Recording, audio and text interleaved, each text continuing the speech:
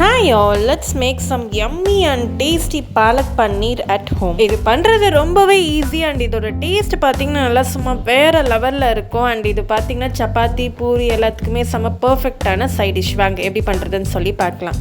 அதுக்கு பாலக்கீரை எல்லாத்தையும் சுத்தம் பண்ணி வாஷ் பண்ணிவிட்டு ஒரு பேனில் கொஞ்சமாக தண்ணி சேர்த்துட்டு இது ஒரு 2 to 3 minutes நல்லா பாயில் ஆனாலே போதும்.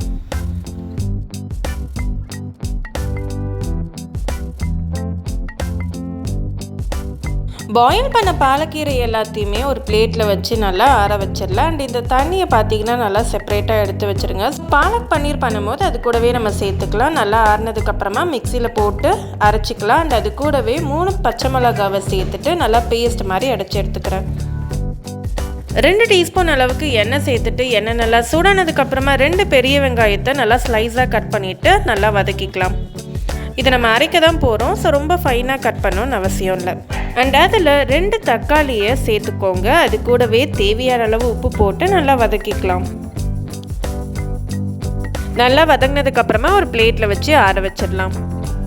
பன்னீரை பேனில் போட்டு ஃப்ரை பண்ண போகிறோம். அதுக்கு 1 டீஸ்பூன் அளவுக்கு எண்ணெய் சேர்த்துட்டு பன்னீரை பார்த்திங்கன்னா கொஞ்சம் நல்லா லைட் ப்ரௌன் கலரில் வர அளவுக்கு ஃப்ரை பண்ணி எடுத்துக்கலாம்.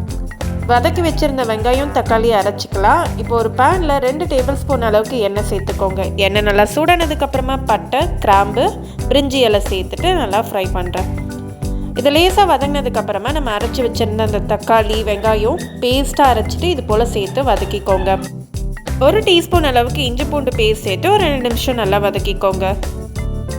நல்லா வதங்கினதுக்கப்புறமா தேவையான அளவு உப்பு, காரத்துக்கு காஷ்மீரி சில்லி பவுடர் பார்த்திங்கன்னா 1 டீஸ்பூன் சேர்த்துக்கிறேன்.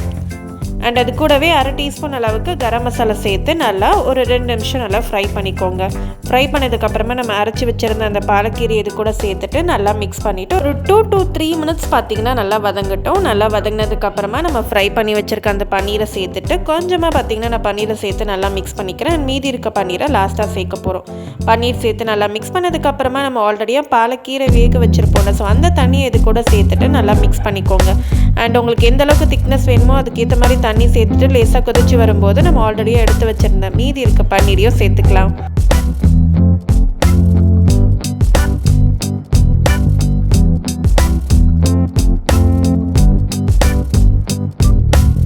அவ்வளோதான் ஃப்ரெண்ட்ஸ், நல்லா சுட சுட யம்மியான டேஸ்டான பாலக் பன்னீர் ரெடி ஆகிடுச்சு. அண்ட் இது பார்த்தீங்கன்னா நல்லா பர்ஃபெக்டான சைட் டிஷ்ஷாக இருக்க போகுது. ஸோ இதை நீங்களும் ட்ரை பண்ணி பார்த்துட்டு எப்படி இருக்குன்னு சொல்லி மறக்காமல் கமெண்ட்டில் சொல்லுங்கள். தேங்க்யூ ஃபார் வாட்சிங்.